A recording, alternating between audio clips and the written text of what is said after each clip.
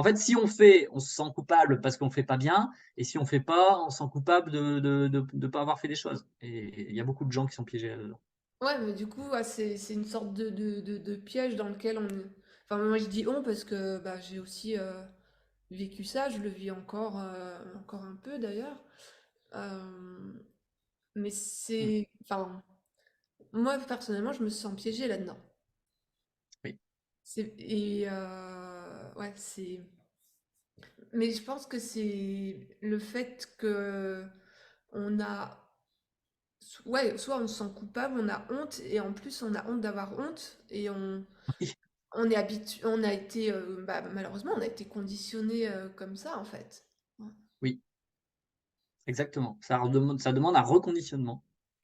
Ouais. Ça demande, mais d'abord, avant ce reconditionnement-là, c'est de prendre conscience de quoi on a honte, de pourquoi on se sentirait coupable. Alors, l'idée, c'est pas une thérapie, hein, parce que si vraiment Ouais. on veut creuser, c'est en thérapie, c'est pas mon job. Euh, mais c'est au moins de commencer à identifier dans des projets des points précis dans lesquels on a un avantage. Par exemple, j'ai un exemple très concret pour pas non plus parler de ça pendant prendre plus de temps que nécessaire. J'aime bien parler des mails parce que les mails, c'est quelque chose de tout le monde, c'est presque devenu universel dans les entreprises C'est françaises. représentatif. Très représentatif. C'est les gens croulent sous les mails. En moyenne, dans les gens que j'accompagne, ils ont des milliers de mails dans leur boîte de réception, dont plusieurs centaines non lus. Hmm. Et quand je leur demande bah, quel est votre bénéfice de crouler sous les mails, ils me regardent et disent mais Yannick, mais n'importe quoi, il n'y a aucun bénéfice. Je dis mais vous êtes sûr? Réfléchissez, prenez le temps de réfléchir, c'est quoi votre bénéfice? Et là, les personnes, il y a toujours une ou deux qui disent mais non, je n'ai pas de bénéfice.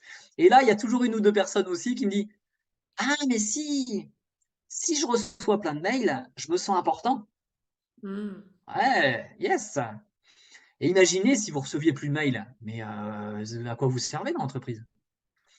Une autre qui me dit ah, mais moi, je laisse toujours les notifications de ma boîte mail parce que comme ça, je trouve ça excitant en fait. Dès que je reçois un mail, c'est chouette. C'est quoi un petit cadeau Dicto-notification. Ah ouais, ouais, donc il les laisse quoi, en disant oh, dis donc, puis il procrastine de cette façon-là. Il y en a d'autres qui vont me dire ah, mais en fait, moi j'adore aider les gens, donc dès que je reçois une mail, j'espère que c'est pour me demander de l'aide. Comme ça, je vais pouvoir vite aider la personne.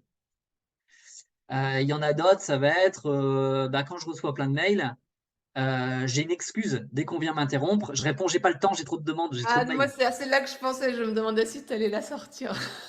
Ça etc., sert plein etc. de choses, en fait. J'ai trop de mails. Ah, bah, j'ai pas vu le tien. Oh là là, je peux plus. Et ça sert à se plaindre. Ça permet d'avoir une excuse, de dire oh là là, j'en peux plus, je me sens fatigué. Et j'étais impressionné toutes mes années où j'étais ingénieur de voir à la machine à café le nombre de gens qui pouvaient se plaindre, alors que moi, ça faisait déjà 10 ans que j'avais une méthode pour trier mes mails qui fonctionnait. Et je dis, bah, il n'y a qu'à appliquer une méthode en fait. Et les gens disent, ouais, mais ils ne changeaient pas en fait, Ouais, ouais, bah, parce qu'il y a un bénéfice. ouais. Il y a toujours un bénéfice.